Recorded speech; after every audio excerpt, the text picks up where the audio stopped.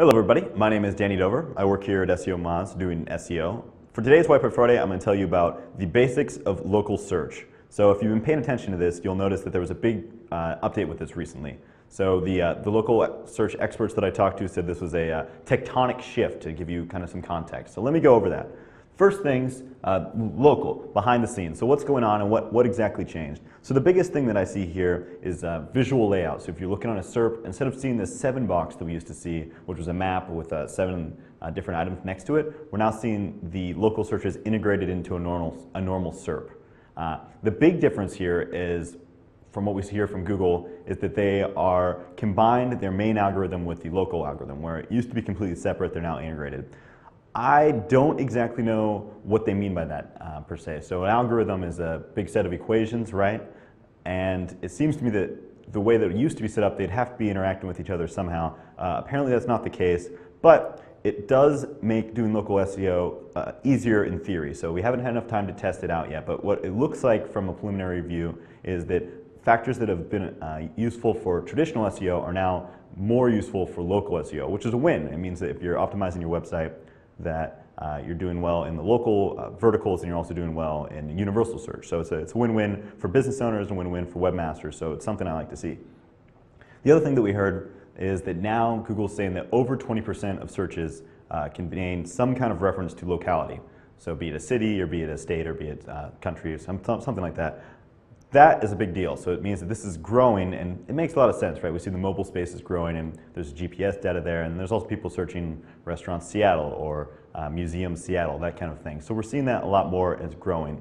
So it's something by taking advantage about the other things I'm going to say in this thing, you can get more benefit from local. So let's talk local specific, right? Well, before I do that, actually, let me back up to what are the things you need to focus on for all of SEO, and then right after that I'll get to local specific. So the things for all of SEO, this will go for your website if you're trying to do image search, or if you're trying to do video search, or if you're trying to do local search, for all SEO, is the SEO pyramid. So I've talked about this before, and I'll link to it in the post below. But what we're looking for here is at the top, in a very small degree, is social. So I don't think at this point that local search is really dependent on social. And by social I mean things like Facebook and Twitter and blogs and all of that kind of things that you traditionally think of as social. I don't think that's affecting local yet, but it certainly is affecting other verticals, and specifically universal search, which is just normal search that you think of. Underneath that is links. So links is absolutely affecting local. So who is linking to you? How popular are they? What does the anchor text and link say? All of those factors are extremely important for all of the verticals. Underneath that is keyword research and targeting. So what keywords are you trying to target? Is it the name of your business, or is it the name of an item on your menu if you're a restaurant? What is it you're trying to search for? And more importantly, are people actually searching for it? So you can be the highest targeted, or the most well-optimized thing, well-optimized result for a phrase, but if no one's searching for it, you're not going to get any traffic. Below that is accessibility and content. So are the search engines able to access your web page, and is the content relevant? Is it content that people would actually try to find, right? The entire reason that people go to Google or to Bing or Yahoo is to find content, find some kind of answer to a question they have. So the most important part of SEO is content. You'll hear that over and over again. So let me talk local specific for just a second here. Under local specific, you have your search engine page. So in Google, this is your places page. In Yahoo, it's a Yahoo local, and under Bing, it's a Bing local. So what this is a page from the search engines about a specific business. And this is great for business owners if they don't want to have their own web page, right? It's also great for us as SEOs because it makes it a streamlined process for optimizing a business online. So Google Places, you can get a little bit of analytics, although to be quite honest, they're a little bit mediocre. You can also get photos up on your thing, and you can aggregate reviews. So the search engine page is the single most important thing you can do for local, is creating this local page for your business. Number 2 is local directory submission. So let me be very clear with this. I'm not recommending traditional directory submission. So do not just go out to freelinks.com, right, or whatever the website might be. I just made that up. And post links there. That's not what I'm talking about. Instead, I'm talking about these well-established data sources for local businesses. So you have things over here. These are the ones I've seen affecting the new algorithm. Yahoo Local, I'm seeing that everywhere when I did a review of it, and it looks like other people I've talked to that they are also seeing this too. So Yahoo Local, there's some kind of partnership between Yahoo and Google there as far as getting data. Underneath that, Yelp, and after Yahoo Local, these really aren't in any particular order. But Yelp is a traditional business thing, and I've seen that show up in Google results for local.